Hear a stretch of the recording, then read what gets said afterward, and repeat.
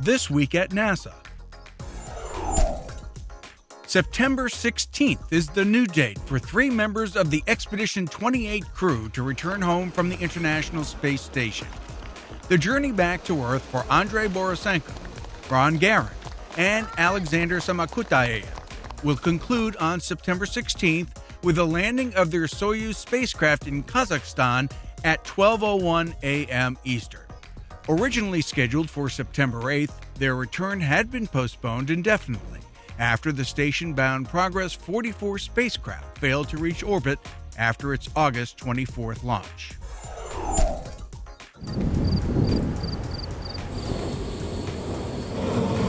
The arrival of this Antonov cargo carrier at the Wallops Flight Facility in Virginia signals another milestone for NASA's partnership with industry to resupply the International Space Station. It brought to Wallops the Cygnus spacecraft's Pressurized Cargo Module, or PCM. Over the next few months, the PCM will be integrated with the Cygnus service module that includes the spacecraft's avionics, propulsion, and power systems. Designed by the Orbital Sciences Corporation to carry cargo and supplies to the ISS, the Cygnus spacecraft is scheduled for a demonstration flight early next year. A lot of work is going on, the final preparations. With the launch of NASA's Gravity Recovery and Interior Laboratory spacecraft drawing closer, GRAIL scientists held a pre-launch briefing to discuss their mission. Trying to understand how the moon formed and how it evolved over its history is one of the things we're trying to address with the GRAIL mission. GRAIL will fly twin spacecraft in tandem orbits around the moon for several months to measure its gravity field in exceptional detail. GRAIL is expected to answer persistent questions about the makeup of the moon's interior and thereby help scientists better understand how Earth and other rocky planets in our solar system form. I am predicting that we're going to find something, and I don't know what it is, that is really, really going to surprise us and turn our understanding of how the moon and other terrestrial planets formed on its ear. GRAIL is scheduled to launch the morning of September 8th from the Cape Canaveral Air Force Station in Florida. This storm is stretching from Cuba to the Carolinas, and that is one scary big storm. As Hurricane Irene made her way towards the U.S. mainland, NASA helped keep a close watch on the storm's development and progress. Over a number of days, the Expedition 28 crew aboard the International Space Station trained its cameras on the huge Atlantic system almost 230 miles below. And this is NASA animation, produced from a series of observations made by NOAA's Geostationary Operational Environmental Satellite, GOES-13. NASA's Tropical Rainfall Measuring Mission satellite, TREM, helped measure the storm's intensity. Other observations were made by the MODIS, or Moderate Resolution Imaging Spectroradiometer, aboard NASA's Aqua satellite. For the first time, NASA-funded researchers have created a complete map showing the speed and direction of ice flows throughout Antarctica. This animation demonstrates how ice is naturally transported from the continent's deep interior to its coast. The red and purple areas represent the fastest flowing ice. The map was created using integrated radar observations from a consortium of international satellites. The map gives scientists not only a better understanding of how ice sheets flow, but also how the ice might react to climate change and affect future sea levels.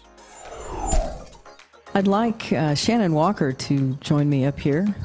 Astronaut Shannon Walker returned her key to the city of Houston after flying it aboard Expedition 2425. I wanted to return these to the city and to say thank you very much for letting me fly these, and I'm very proud to be a Houstonian. The first native Houstonian in space, Walker served as flight engineer for more than 5 months on the International Space Station, launching on Soyuz TMA-19 spacecraft in June 2010 and returning to Earth on November 25th. And now, centerpieces. For the past 3 years, the team we recognize today have worked diligently behind the scenes to pull off the impossible. A ceremony marked the official transfer of the former Mississippi Army ammunition plant facilities to the Stennis Space Center, positioning the site for years of major expansion. So we've come a long way since 1974 in our understanding of the ongoing operations of the federal city and inherited a great treasure of assets from those who've preceded us. Stennis is a unique federal city, home to more than 30 federal, state, academic, and private organizations and numerous technology-based companies.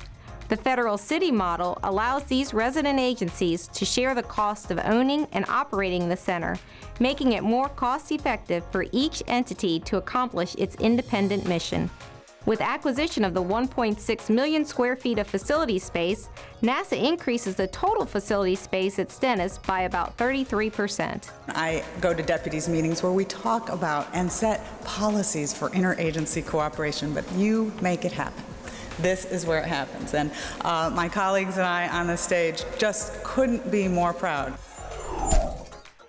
5-time Grammy Award-winning Christian recording artist Stephen Curtis Chapman was at the Johnson Space Center recently and had the opportunity to speak with International Space Station Expedition 28 crew members Mike Fossum and Ron Guerin from the Mission Control Center. This is Stephen Curtis Chapman. How's it going, guys? Greetings. You've got Mike here and Ron. It's really great to talk to you. For me, I've had a lot of crazy experiences in my life, but first time to talk to a couple of brothers in space. Your music's flying with us, and you're just a real blessing to us, and it's great that you're able to join and see a little bit of NASA behind the scenes, and it's an honor to talk to you.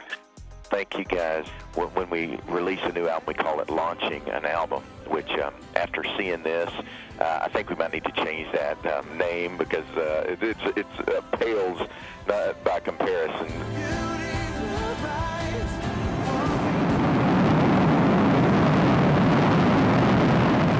I do think that launching is the proper word for it because it's a lot of the same stuff, a little less fire and smoke perhaps.